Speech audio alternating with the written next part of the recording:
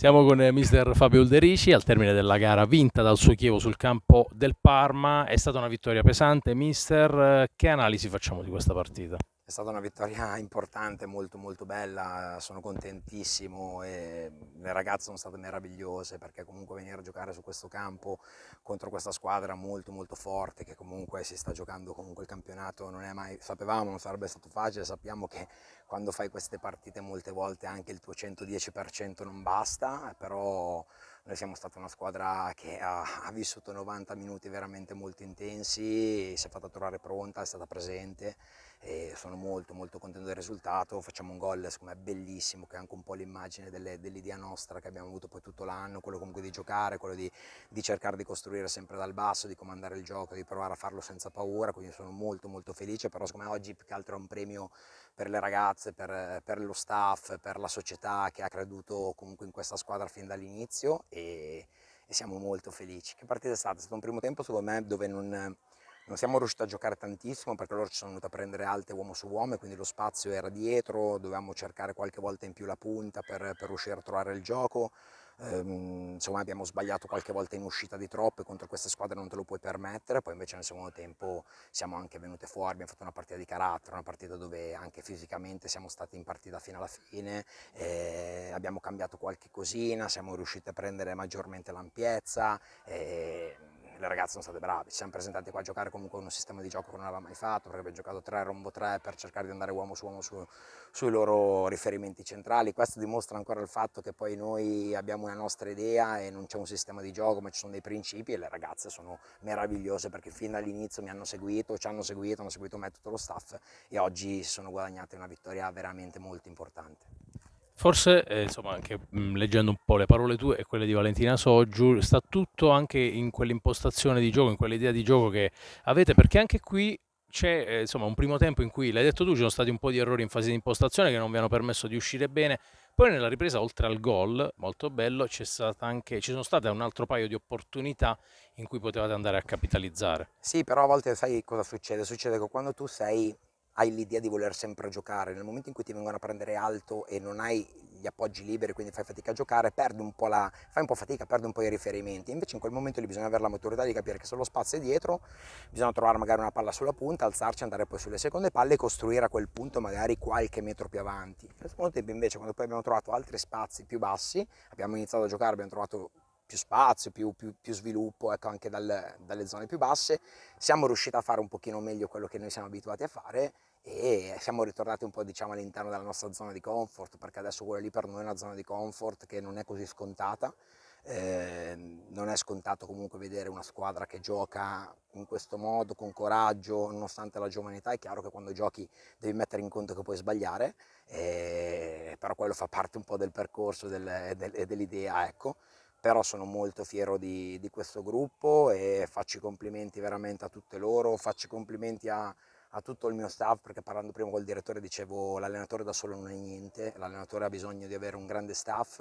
e io l'ho avuto, ho bisogno di avere delle grandi ragazze che non siano solamente brave tecnicamente ma che siano anche a livello umano delle donne vere e io questo l'ho avuto delle ragazze perché molte sono ancora molto giovani e poi di avere una società che ti fa sentire il supporto, che crede fortemente nella squadra e che vive con il cuore quello che noi facciamo e io ho avuto anche questo, ringrazio la società, ringrazio i due direttori che comunque ci sono sempre stati vicini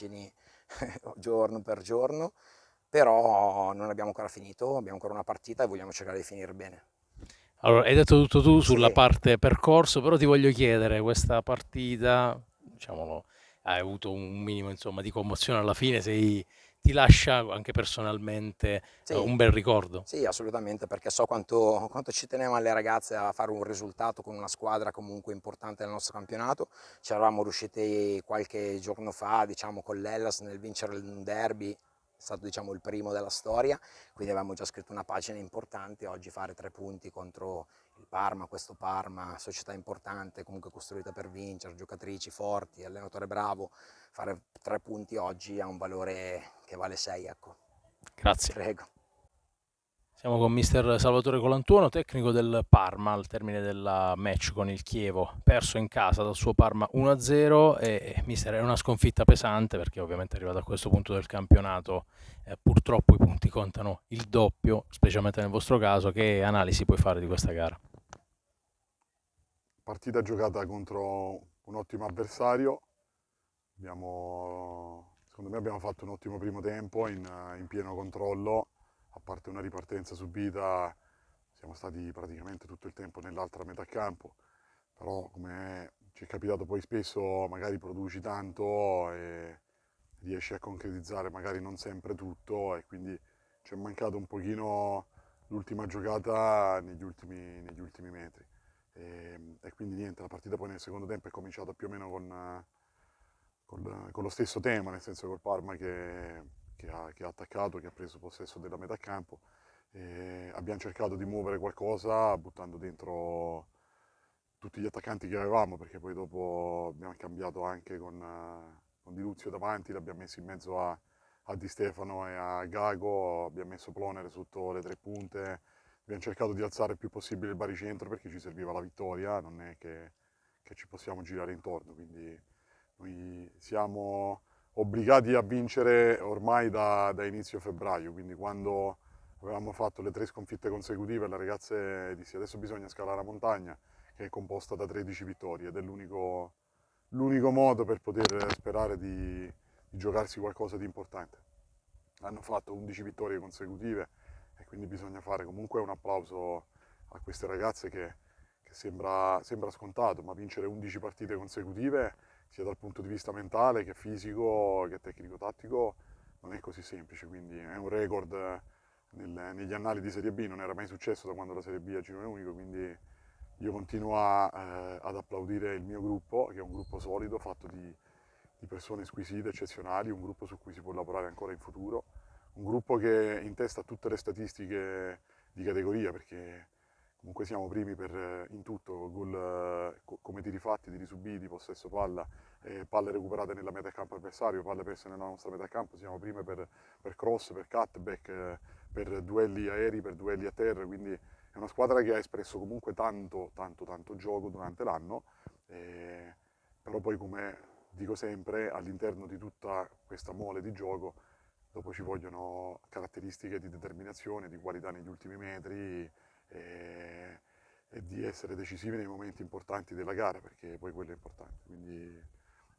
oggi è andata così, il campionato non è ancora finito. Domenica noi andiamo a Roma a fare la nostra partita, la Ternana dovrà giocare a San Marino, il calcio non è scontato, quindi non è detto che la Ternana non possa perdere a San Marino, noi possiamo vincere a Roma, tutto può succedere. Ieri la Lazio all'82esimo era 0-0 a Ravenna, addirittura si stava riaprendo il campionato per il primo posto per quanto riguarda noi e poi nel giro di 7-8 minuti è cambiato tutto. Quindi non ci arrendiamo, ci tengo a fare i complimenti alla Lazio per la vittoria del campionato perché ha